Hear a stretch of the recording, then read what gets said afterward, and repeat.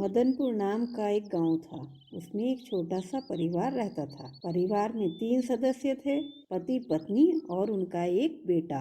पति का नाम रामू और पत्नी का नाम लाजो था और बेटे का नाम सोनू था। परिवार खेती पर निर्भर करता था। उन्होंने कुछ भेड़ें भी पाली हुई थी। सोनू गांव के स्कूल में पढ़ता था और खेतों में अपने माता पिता के साथ काम भी करवाता था। वह पढ़ाई और खेलकूद में बहुत होशियार था। सोनू को निशाना लगाने का बड़ा शौक था। वह खेत में अक्सर पत्थरों से किसी न किसी चीज पर निशाना लगाता रहता था। अब उसकी गांव की पढ़ाई भी पूरी हो चुकी थी। गांव में 10वीं क्लास के बाद स्कूल नहीं था। उसने अपने माता पिता को कहा, बाबा मैं आगे पढ़ना चाहता हूँ। माता पिता सोनू की बात सुनकर बहुत खुश होते हैं और उसे पढ़ने के लिए शहर भेज देते हैं। सोनू के जाने के बाद दोनों मिलजुल कर पहले घर का काम करते हैं और फिर अपनी भेड़ों को लेकर खेत पर चले जाते हैं। एक दिन जब वह खेत पर गए तो रामू ने अपनी पत्नी से कहा, देखो लाजो, मैं वहाँ सामने खेत पर काम कर रहा हूँ, तुम यहाँ बैठकर भेड़ों का ध्यान रखो। ठीक है, ये कहकर रामू वहाँ से चला जाता है और लाजो भेड़ों के पहरे पर बैठ जाती है। लाजो देखती है कि एक चुड़ैल जंगल में उड़ती हुई भेड़ों की तरफ आ रही है। वह जोर जोर से चिल्लाती है, सुनो जी, चुड़ैल आ गई, चुड़ैल आ गई। इतने रामू वहाँ पहुँचता है, इतने चुड़ैल भेड़ उठाकर हंसती हुई भाग जाती है। लाजो रोने लगती है, आए मेरी प्यारी भेड़। रामू कहता है, लाजो चलो घर चलते हैं, कहीं वो चुड़ैल आकर हमें और इन भेड़ों को भी ना खा जाए। दोनों चुड़ैल से बुरी तरह से डर जाते हैं। दोनों अपनी भेड़ों को लेकर घर वापस आ जाते हैं।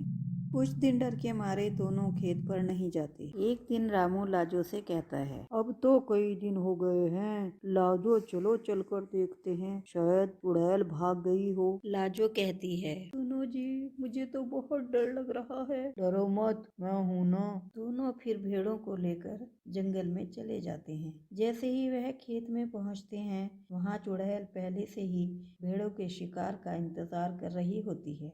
वह भेड़ों को देखकर खुशी से जोर जोर हंसती हुई आती है और भेड़ को उठाकर भाग जाती है। रामू और लाजो चिल्लाते रह जाते हैं, अरे कोई तो मेरी भेड़ों को बचाओ, बचाओ। और दोनों गांव की तरफ भाग पड़ते हैं। दोनों बहुत डर जाते हैं और अपनी भेड़ों को याद कर करके रोने लगते हैं। हाय मेरी प्यारी भेड़ें, वो नास पिटी चुड़ैल खा गई। देखो जी, अब हम जंगल नहीं जाएंगे, वरना वो नास बिटी चुड़ैल पेड़ों के बाद हमें भी खा जाएगी। हाँ लाजो, तुम ठीक कहती हो, अब हम जंगल नहीं जाएंगे। कुछ दिन बाद सोनू के स्कूल में कुछ दिन की छुट्टी पड़ती है। वह छुट्टी मनाने के लिए गांव आ जाता है।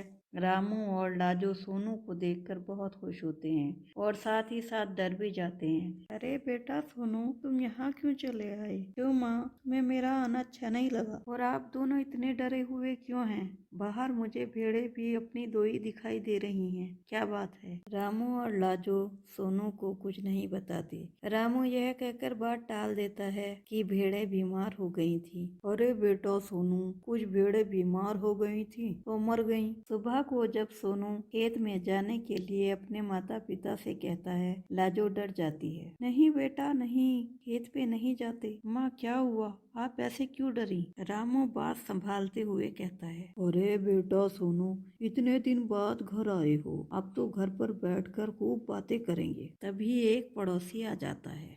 अरे रामू भाई, तुम सच कहते थे, जंगल में चुड़ैल उतरी हुई है।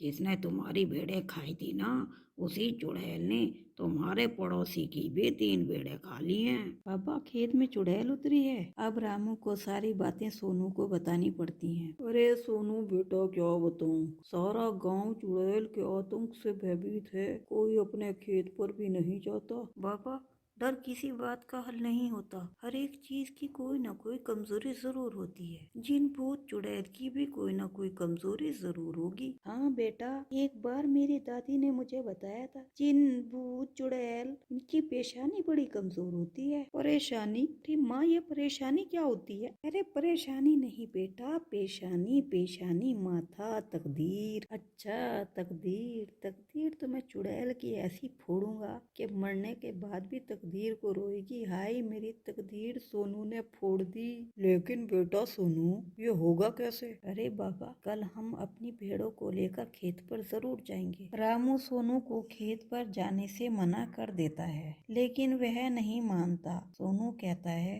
डरने से कुछ नहीं होगा। रामू, लाजो और सोनू भेड़ों को लेकर जंगल में चले जाते हैं। सोनू भेड़ को एक जगह पर छोड़ देता है और तीनों एक पेड़ की आड़ में छिपकर बैठ जाते हैं। चुड़ैल भेड़ की आवाज सुनकर वहां आती है और भेड़ को पकड़ने लगती है। तभी सोनू चुड़ैल के सर पर निशाना लगाकर पत्थर मारता है। निशाना चुड़ैल के सर पर लगता है। चुड़ैल मर गई करती हुई जलकर मर जाती है। रामू और लाजो बहुत खुश होते हैं। वाह बेटा वाह, कमाल कर दिया, क्या मारा है। तीनों चुड़ैल के मरने की खुशी में नाचने लगते हैं।